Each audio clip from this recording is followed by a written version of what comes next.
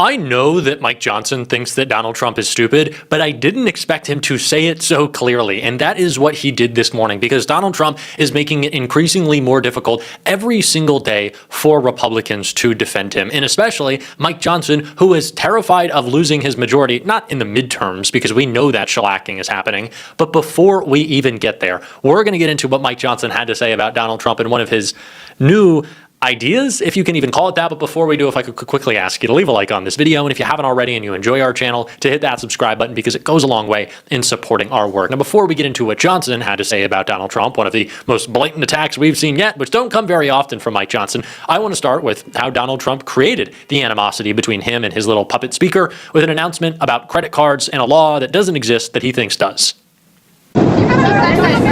With no help from the Fed, because we have a total stiff at the Fed. Can I ask you, the announcement on the cap on credit card interest rates that you put out on Friday, what happens if the credit card companies don't comply by the January date? Well, then they're in violation of the law. Very severe things. No, I want a cap on credit card interest rates, because, you know, some of them are 28, almost 30%. And the people don't know they're paying 30%. The people out there, you know, they're working, and they have no idea that they're paying 30%. No way. We're putting a one-year cap at 10%, and that's it. They know it. They've really abused the public. The credit card companies have totally abused it. I'm not going to let it happen. Now, is it outrageous that banks make 30, 40, 50% margins off of outlandish credit card interest rates? Absolutely. Is Donald Trump the one to solve that problem? Absolutely not. Donald Trump has no interest in solving these problems. Donald Trump has no interest in making things more affordable. Donald Trump has no interest in taking on Wall Street. Donald Trump is the most bought and paid for politician we have ever seen. Like, let's be real. Miriam Adelson gave Donald Trump $250 million and is pledging to do it again for an illegal third term, so he would let gambling and, of course, Israel run wild. Donald Trump is bought and paid for by all the guys on Wall Street, all the tech billionaires. He asked the oil lobby to give him $1 billion in exchange for whatever they wanted, and what's happening right now?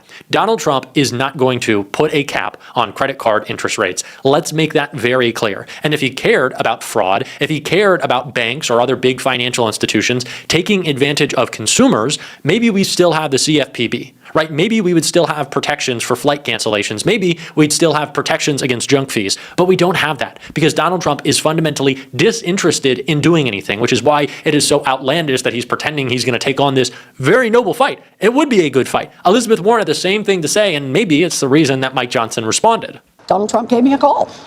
And what did you guys talk about? Well, we talked about, remember, Donald Trump had raised this question early on about putting a cap on credit card interest rates. And I had said at the time when he announced this a year ago, I had said, great. I had been proposing that for years. Let's do it. And what's Donald Trump done since then? Nothing. And while I had a chance to talk to him, I raised the question of how we reduce housing costs. We've got a bill that has passed the Senate unanimously to expand the supply of housing, but Republicans over in the House have hung it up. And Donald Trump has not lifted a finger to get that bill passed on through.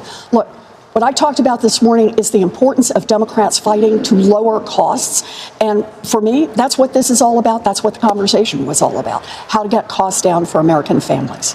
Now, Elizabeth Warren, who fought harder than anyone else to protect the CFPB from Donald Trump and Elon Musk's attacks, and mind you, Elon only went after the Consumer Financial Protection Bureau, not because they were committing large-scale fraud and the government bloat. It's because, of course, those are cops on the beat monitoring his legal business activity and practices, and what a surprise that is. Elon abusing the government for his own benefit, but Elizabeth Warren could actually get this done. A progressive Democratic president could actually get this done. But Donald Trump is not going to. I do not think we should entertain this as a realistic idea. I do not want to give Donald Trump credit for something that he is not going to do, especially when Republicans are already pushing back against him. Now, there's some cultists who always fall in line, and their attacks on Kamala Harris proposing a similar idea kind of have bitten them in the ass, although they don't care about the hypocrisy. But I was most stunned to see Mike Johnson respond and essentially call Donald Trump an idiot. Speaker, President Trump is proposing a 10% cap on credit card interest rates as a part of an affordability push. How much support is in your caucus for that? I talked with him about it briefly yesterday, and he is the president is the ideas guy, and what he's doggedly determined to do and laser focused upon doing is the same thing that we are, and that is reducing the cost of living, bringing down prices for the American people, and he's looking at every idea under the sun to do that. It's one of a large menu of ideas that have been proposed as something we ought to think about and investigate. Since I had the conversation with him, I've talked to a number of colleagues about that and what that would mean, and are there unintended consequences of that? And it's a complicated area. So I don't know. Like everything else, you would need legislation to do something like that, and we'd have a lot of work to build consensus around it. But you got to be very careful if you go forward in that. In our zeal to bring down costs, you don't want to have negative secondary effects of that. So, for example, one of the things that the president probably had not thought through, and others at first glance, it sounds great. We should bring down interest rates to 10%. It would help everybody, all borrowers. There's a lot of Americans who have a lot of credit card debt. But then, what some of the experts have said is, well, but the problem is if you do that, then the credit card companies, the negative secondary effect is that they would just stop lending money, and maybe they cap what people are able to borrow at a very low amount, and then that would have a negative effect on a lot of people who work on revolving credit. So January 6th, pedophile protection, illegal wars, and war crimes. Just naming three things that Mike Johnson could have gotten upset with Donald Trump for. But no. It was going after the nice, fat, juicy margins of banks. That's what really gets under his skin. And Mike Johnson saying, well, they'll just stop lending money. They'll just ruin the credit card industry. First of all, I don't think that's the case. That isn't the case. But for Mike Johnson to first be challenging Donald Trump, first time in a long time, rarely ever does it. Because again, he is a puppet. I don't want to specify where the hand goes with Mike Johnson. There have been some grinder allegations floating around with Magic Mike over there. But this being the first time that Johnson is willing to challenge Trump is so funny. It's like, I was fine with pedophilia. I was fine with pedophilia cover-up. I was fine when we were, blowing up innocent fishermen off the coast of Venezuela. Like all those things are fine. But if you're going to go after banks, then Mike Johnson, he's going to step in. The Christian that he is going to step in, because we know if there's one thing that the Bible tells us, it's that the wealthy, they are God's chosen children. What was it? They easily skate into heaven, right? There's nothing about camels, nothing about the camels, nothing about the eye of a needle. No, there's nothing about that in the Bible. Mike can't recall at this point in time. Of course he can't. But for him to be challenging Donald Trump on that is just absolutely hilarious to me, especially when Trump today, who is in Michigan trying to tout his economic agenda, and I know some people don't like my little finger quotes, but I can't say that and pretend like it's a serious thing, understands that the economy is what is causing him the most harm right now, because he is causing the economy the most harm right now.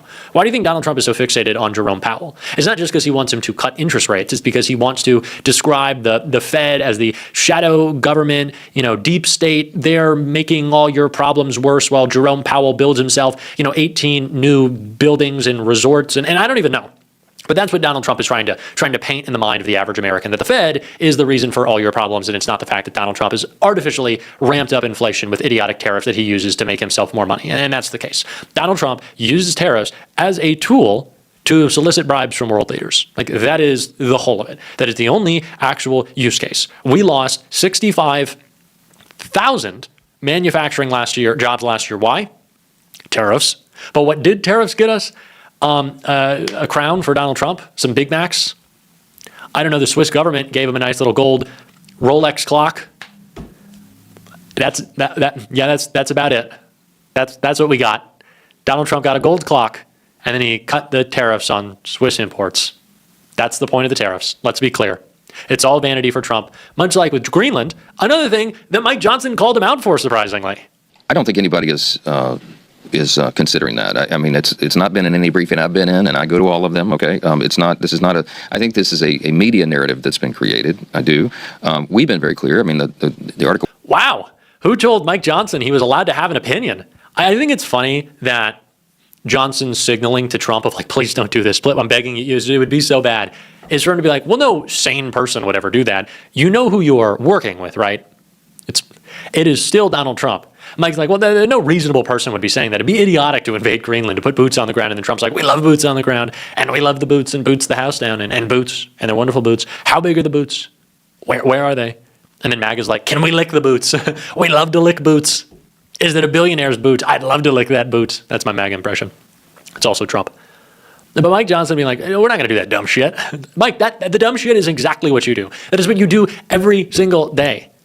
He doesn't even believe Trump. I don't even know what Mike Johnson's objective is at this point. Like, it's hard to try to figure the political calculation of this man. I think he is mostly just worried about a Republican resigning. He's just worried about another Republican. He should really be worried about a tough flu season, which I need to get a shot. That's a good reminder. It's a good reminder that I should get a flu shot. You should get a flu shot too.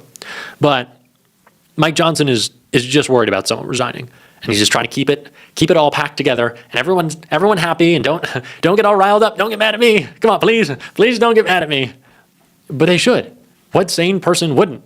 Mike Johnson is letting the Congress be stepped over completely, disregarded, and Donald Trump is using that, I don't know, welcome that, to violate our Constitution and to put us all in harm's way. And Jason Crow, one of the best members of Congress, specifically calling out Donald Trump on the warpath, said this right here, totally ripping into him. That when elites like Donald Trump bang the war drums and pound their chests in Washington, D.C., and talk about sending troops into the ground or into combat, he's not talking about his kids. He's not talking about all of his minions' kids. He's talking about kids like me and the people that I grew up in working class areas, rural places around the country that have to pick up rifles, jump into tanks or helicopters, and do the thing. We do not need boots on the ground in Greenland. We don't need to give Greenland. We don't need Greenland. If it's for the strategic territory, maybe help Ukraine. I don't know. I can't even. It's hard to argue and listen to these people all the time. Good for Jason Crow, though. Kid's a killer. A member of Congress is. I should be more respectful. That's okay. Jason's a nice guy. And we are going to continue to call Trump out alongside him on this show every single day. If you want to support that, as always, you can hit that subscribe button, leave a like on this video. If you stuck around to the end, drop a blue heart in the comments. Keep on fighting, y'all. Don't let them silence you. And until next time, I'll see you soon.